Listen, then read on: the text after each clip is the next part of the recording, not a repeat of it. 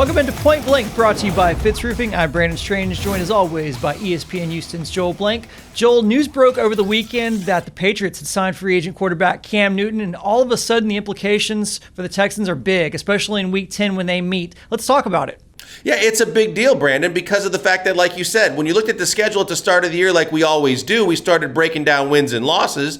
And as much as the Patriots have had the Texans' number, it looked like this was the year that the Texans could finally check that box, get that win, keep moving forward, and assume that that was going to be in the win category as they try and win the division again. But now, because it happens when it happens, in Week 10, Cam will be acclimated to the Patriots. He'll know the playbook. They'll have little idiosyncrasies they've worked in to capitalize on his athleticism, his ability to stretch plays and run, and all those other things. Now, yes, the Texans will have tape on him, but it makes them a different team because instead of handing the reins over to a rookie quarterback who inevitably is going to make mistakes in Jarrett Stidham, now they've got a guy that can, at least for 1 year, unless he gets hurt again, do a lot of damage for a Patriots team that seemed to be a quarterback away from being a playoff team once again. So from where the game sits on the schedule to the games surrounding it for the Texans, it's a huge deal now for a Texans team that looked at the season schedule and said, well, there's a win. Now you're not so sure. Let's look at the Patriots in Week 10. Then the Texans travel to Detroit, face the Lions on short rest, but that's the following Thursday. And then in subsequent weeks, face the Colts, Bears, and Colts. Is it just me, or is that a critical stretch?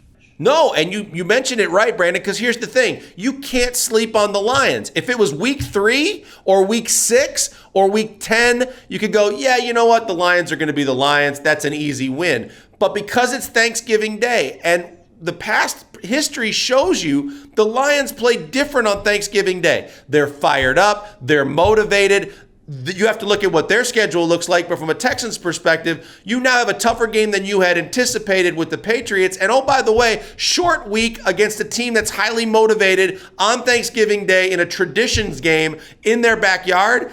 Detroit's not going to be an easy pushover contest for the Texans. And then, as you mentioned, once you get by that game, now you've got 2 out of 3 divisional games against the Colts.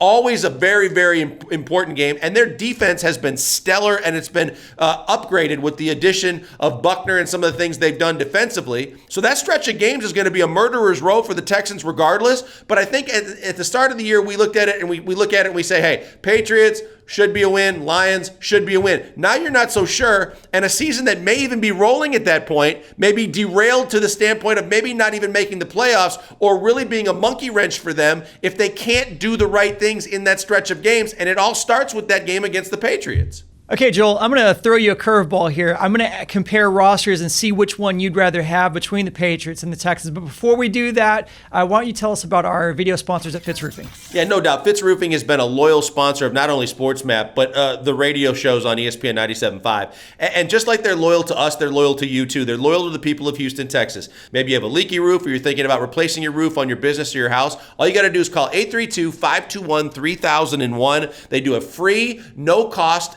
inspection of your property and your roof. Tell you what they can do, go back to doing their business. If you want them to come back, they're going to do fantastic work with the best customer service in the business. Check them out, Fitz Roofing, making a difference one home at a time. Which roster would you rather have? Would you rather have the Texans roster, or would you rather have the Patriots roster right now? I'd rather have the Texans roster because I think that even though you've lost DeAndre Hopkins, when you look at Van Noy and Jamie Collins and the front 7 losses the Patriots took, yes, they were a top 5 defense last year, but you take 2 of the 7 best players on your defensive front away, no matter who you replace them with, I don't think you get better. Secondary's been good, but Patrick Chung is older, and he was kind of teetering on whether he was going to be around the Patriots anymore. The McCourty brothers are getting older. So from a defensive standpoint, they're not as impressive to me, and I think they've taken a step back. Offensively, we know the Patriots, Brady's big concerns has always been he doesn't have enough weapons around him. Well, you know what Deshaun does? He's got a lot of weapons around him now. He's got a running game. He's got 2 receivers. He's got slot receivers. He's got tight ends. He's got a better offensive line.